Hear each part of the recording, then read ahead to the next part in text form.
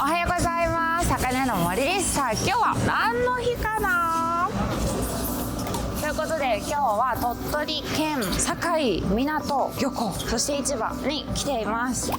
この帽子といえば市場見学ですね。昨日私米子の商工会議所で講演をさせてもらってですね、こんな感じでせっかくなら会員さんにこの水産関係の方がいらっしゃるっていうことだったので、境港って魚屋にしてみるとめちゃくちゃ行ってみたい市場の中の一つなので、日本の中で主要漁港っていうのがあってですね、水産庁が指定するんですけども、特に水揚げ量が多くて日本の水産に本当に要になる漁港だよっていうのを指定されていてですね、特にこの境港っていうのは昔はずっともう5年連続とか水揚げ量1位を取ってたぐらい、本当に水揚げ量が多い、お魚が多い漁港ですね。でちょっと数年落ち込んでたんですけど、去年3位にまで戻ってですね、巻き網の量とかあとイカの量がちょっと増えたみたいで、水揚げ量が徐々にね回復してるっていうね、勢いのある漁港です。で名古屋の市場にもたくさんここの境のですねお魚来ているので、一回ちょっと現場見ておきたいなと思ってお邪魔をいたしました。でも見てわかる通りですね、名古屋の中卸市場とか、豊洲市場と違ってですね、ここは産地市場なので、私たちが普段言ってるのは消費市場って言って、買い付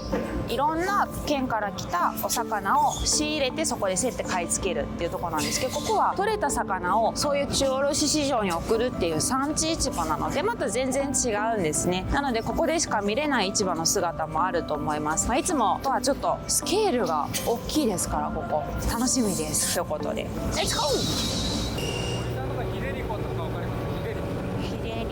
すごい大きいですね。規模が大きいですね。わー、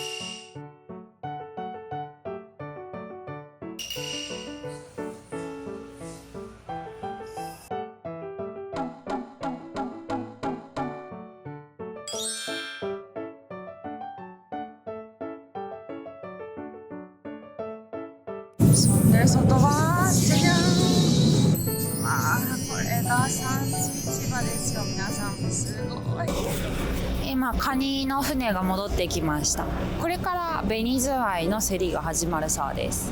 今これ巻き網の水揚げと競り見てきたんですけど、やっぱり結構私見た感じ若い方が多いなって思ったんですけど、これでもまだ若い方がまだまだ少なくて、境港でも後継者不足がすごく課題になってるそうです。本当これだけね基幹産業であってもなかなか働き手、未来の担い手がいないっていう、水産の永遠のテーマですよね。どうやったら今日持ってもらえるのかっていうのをすごくみんなで考えてるそうです。今から紅ズワイの競りを見に来ます。すごいな。全部が終わったのはだから今年ぐらいじゃないかな。ここが紅ズワイの方で、あっちが巻き網の方、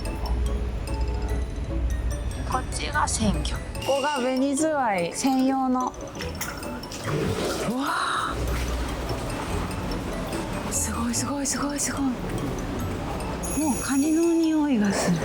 やっぱ紅映えますね、赤いから。これボイルしてなくても赤いから紅ズワイって言われてるんですよ。姿で販売されて、で姿で食べられる。すごーい、でかいですね。紅ズワイは味が悪いわけじゃないけど、やっぱ鮮度が落ちやすいから値段がね。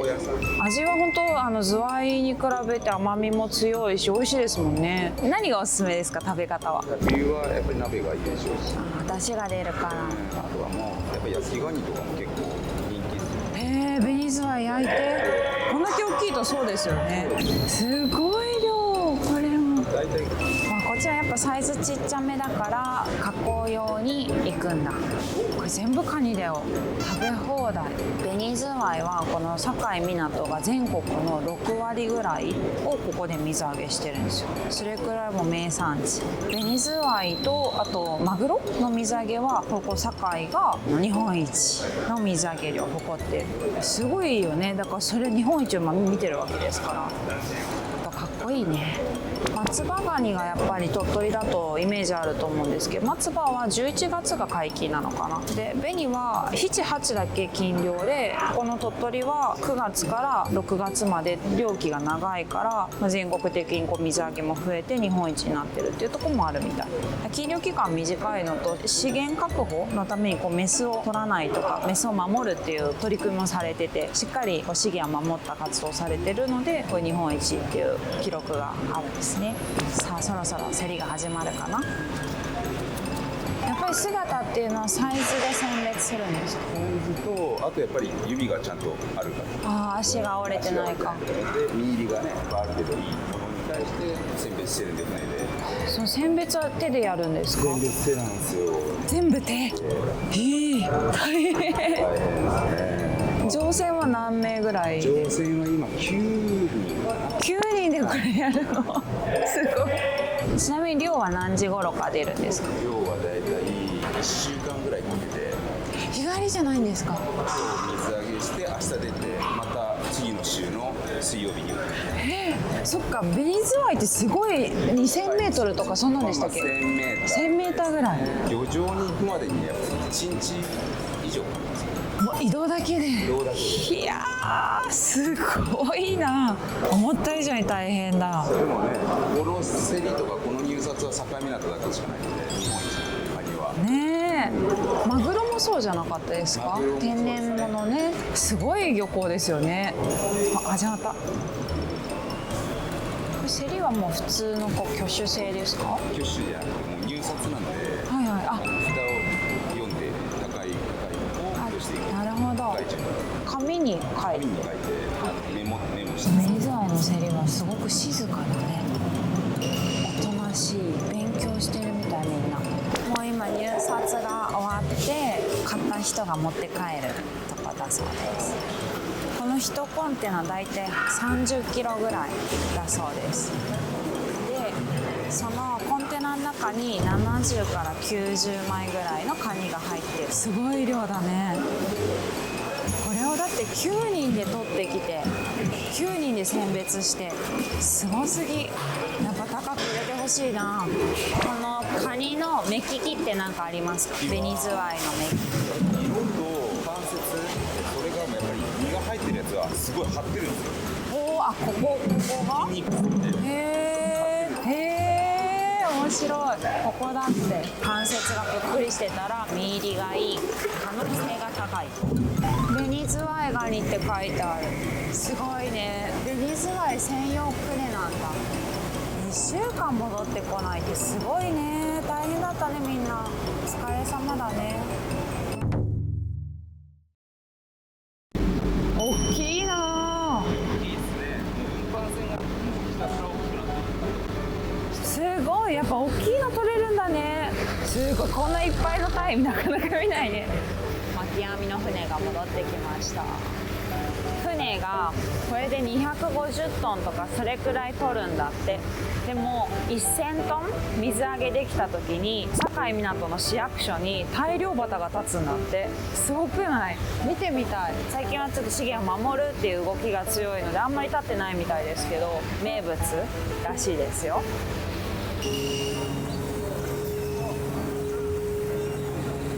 これが境港の一番の水揚げを作る巻き網漁です。だいたい青魚だね。サバ、アジ、イワシ。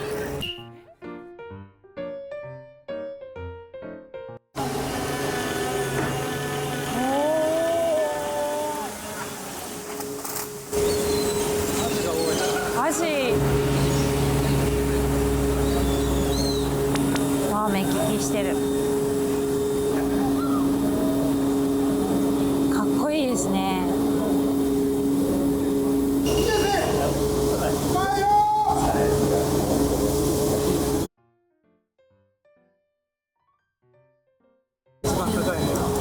すごい。それでもう終わりなんですか？この船は終わり。いや、船ごと競るってこと、すごい。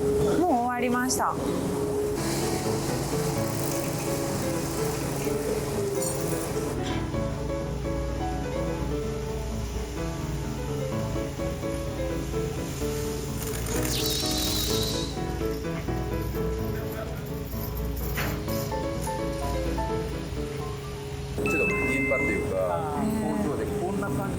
りして、まあ、名古屋とかにも出荷します。わあ見たい。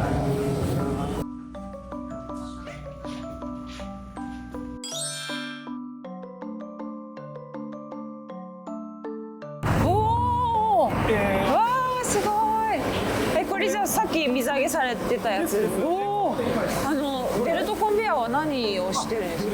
これはですね、ベルトコンベヤーでずっと流れていって冷凍するものはこちらに流れていくんですよ。へえ。生鮮出荷するものは向こうの工場に流れていきます。なるほど、サイズと魚種で分けてるんだって。すごい量、美味しそう。おお、比較的小さいサイズのものは今こっち側に落ちてるんですよね。それで向こう側には大きいサイズ。大きいのが入ってるな。へえ、サイズで自動選別してるってことだね。これが冷凍されていくイワシ、アジ、サバ。わあすごい、なんか魚がいろんなとこ動いてる。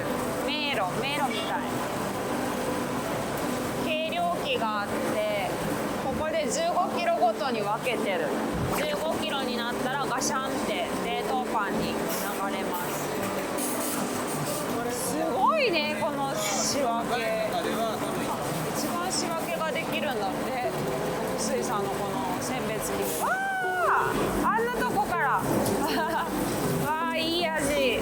こっちの工場に流れてる。わあ美味しそう、金色。またここからさらに選別するわけですね。やっぱこれ仕分けが要ですね。おお、イワシがカチコチ。養殖の餌？ああ、贅沢だな。急速にこんだけカチコチに。すごい冷凍庫ですね。じゃあこれまつげ凍るやつですね。うわ、いい匂い。魚の匂いだ。お邪魔します。ちょっと魚を、綺麗。大恐怖症になる人。これ何匹の魚がいるんだろう。わ、いいな、この大きい冷凍庫。マグロ喜ぶね、こんな映像見たら。スケールがでかい。さっきの生のやつを入れて、ここで急速に固めて、で向こうで保管するんですか。急速冷凍庫と保管庫が違うんだ。お邪魔します。おはようございます。さっき来たやつが。おお、本当だ。同じサイズになってる。魚種も分かれてるもん。あ、本当に同じサイズだね。すごいね。これはさすがに目視で分けるんですか。あ、じゃないとここまで分かんないですもんね。小さめのサバ、お寿司屋さんに行くやつだ。グラム測ってんだ。すごい。だからこれが肝なんだね。ここ水産の女性がいっぱい働いてる。嬉しいね、仲間だね。魚種はどうやって分けてるんですか。魚種はローダーの幅で、すごい。サイズをで小さいものを落として、で、はいはい大きいものはそのまま流れてる。なるほど。それは正確ですね。面白い。おお。あ、こうやって来る市場に。あ、いいサイズ。この辺はまあ使いやすい。うん、使いやすい。綺麗。まあこれ来るといいな。面白い。まあ45トン全部流し終わったら今度鮮魚の出荷作業、箱詰め作業をここでやる。昼までかかるって45トンの仕分け。今日さっき仕入れたやつね。ちょっとやりすぎたって言ってましたもんね。もう圧倒でしたからね。ここから出荷作業があるから、まあ大体本当夕方ぐらいまでかかるんですか。そうですね。大体全部の作業終わるのはやっぱり夕方になるかな。そうか。多分今日だけで東京で2000ケースだって。やっぱ東京強いね。名古屋に来ますように。明日楽しみだね。見つけよう。だから鍋にしたいな。なんか求めるもんね。ヘラヘラって言われた時に